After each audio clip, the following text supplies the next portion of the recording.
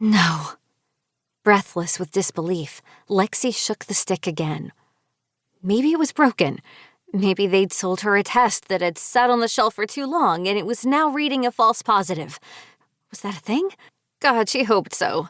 Maybe she should Google it? Please be broken, please be broken, please be broken. Lexi repeated the mantra under her breath like her life depended on it, which it pretty much did. Life as she knew it, that was. Pulling a second test from the pharmacy bag, Lexi's fingers shook so badly she could barely get the packaging open. She would take another test, and this test would confirm that her life wasn't about to change irrevocably, that she wasn't about to embark on a new journey that she had absolutely no idea how to navigate. As she sat on the bathroom floor, the cold tiles didn't register. Neither did the churning in her stomach that had been there for the last week. It will all be okay, Lexi reassured herself. Quickly taking the test, Lexi returned to the floor and waited to see what the stick would say. Nibbling on her thumbnail, she kept her gaze glued to the window on the test. A shotgun probably wouldn't distract her. Every second that passed seemed more like a minute, every minute an hour. When the same symbol that flashed on the first stick came up again, Lexi's breath caught. Pregnant. Holy jam on a cracker. Lexi was pregnant. There was no way 2 different brands of tests could lie. The odds just didn't seem to be in her favor.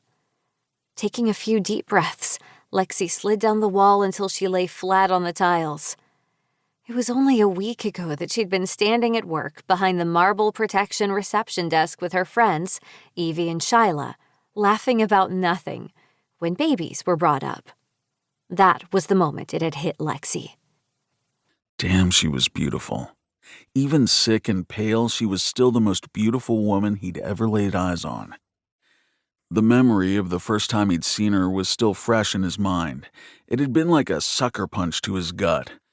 Then she'd spoken, and he'd been lost. She always had a witty comeback for his remarks. Lexi was everything Asher wanted plus more. That was why he knew he couldn't keep her. If something happened to her because of him, if someone from Project Arma got to her, it would destroy him. Not 10 minutes later, Asher heard footsteps in the hallway. Silently moving toward the door, he opened it to Luca holding a bag. Thanks, Rocket. I appreciate it. Asher used his friend's nickname as he took the bag. His friend had a concerned look on his face. How is she?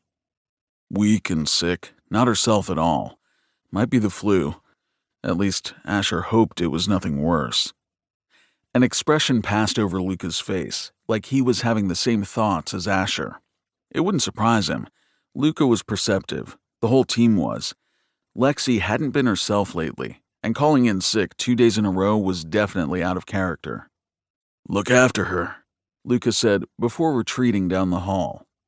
Stepping back inside, he noticed Mrs. Potter had sent more than one serving, a lot more. That was good. If broth was going to make his woman feel better, broth was what she would have.